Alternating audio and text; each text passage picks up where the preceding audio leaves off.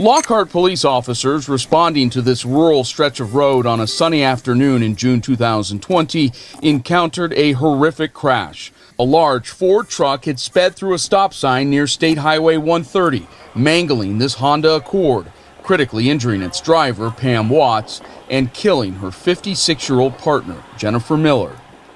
Coming from KSAT.com. Bungled investigations by multiple law enforcement agencies allowed a San Marcos police sergeant who hit and killed a woman while driving with an open alcohol container to return to duty without being arrested or disciplined, according to records obtained by the KSAT 12 defenders. They got me out, but they never got Jen out. She died 40 minutes later sitting in that vehicle. The other driver, Ryan Hartman, seen here in the front seat of an ambulance after being treated for minor injuries, was handled with kid gloves, according to Watts' attorney, after officers realized Hartman was one of them, a police sergeant from the neighboring town of San Marcos. I'm sorry this had to happen today. The accident's happened.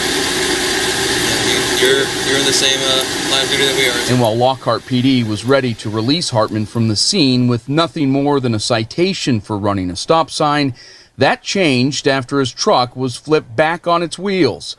Officers found a double-sized 24-ounce can of Dos Equis beer. San Marcos Police Department Sergeant Ryan Hartman was cited for running a stop sign during a June 2020 crash in Lockhart that killed 56-year-old Jennifer Miller and critically injured her partner, Pam Watts.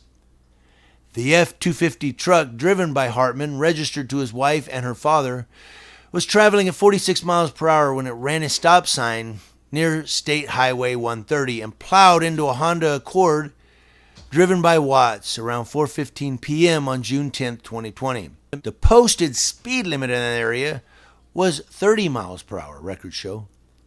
Body-worn camera footage captured by multiple Lockhart Police Department officers shows the truck Hartman was driving on its side near the mangled wreckage of the Accord, which was upright and pushed against a concrete pillar of the highway overpass. Hartman was able to walk away from the crash while Watts was airlifted to a hospital in Kyle, Texas. Miller, who was described as her life partner, died at the scene. Officers detained Hartman after the truck he was driving flipped back onto its wheels, revealing a double-sized 24-ounce can of Dos Equis beer, still in a cup holder among the crash debris. The can still contained several ounces of liquid, which a Lockhart officer recorded himself pouring out near the roadside, the video shows. Officers found a double-sized 24-ounce can of Dos Equis beer, still partially full. Hartman said to an officer after being asked if he would be willing to provide a blood test, I caused the death of somebody.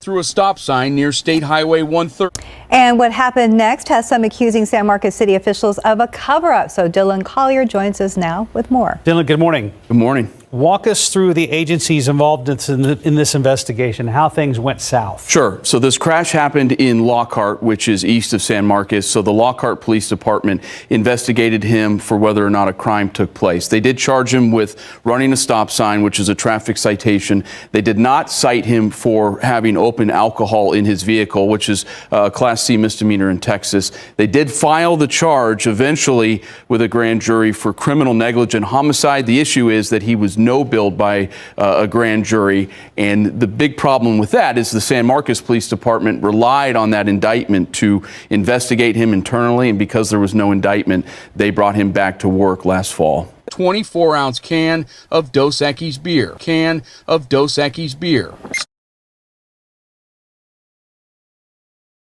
And what happened once the district attorney got involved? And as we've seen time and again, it happens a lot in San Antonio as well. There's a conflict of interest because you're talking about someone who works in law enforcement. So the district attorney in Caldwell County, which is where the crash took place, had to recuse himself from the case.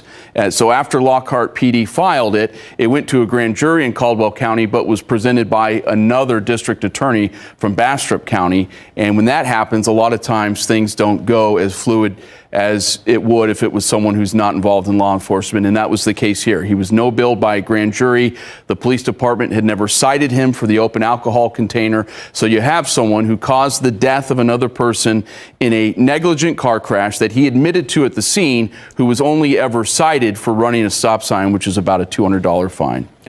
And this one's really lengthy. I mean, it drops like a bottomless pit. It's just, I'm scrolling down right now and it's just dropping.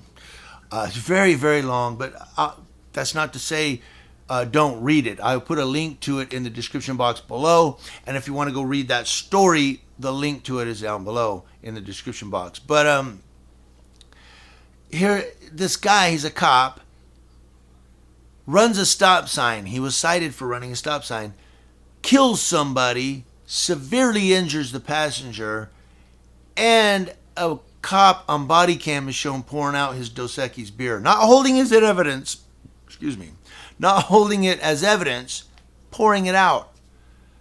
So at this point, Dylan, you say officials in San Marcos began to change their story based on who they were talking to. Yeah, the emails that we got back from San Marcos City officials were truly eye-opening.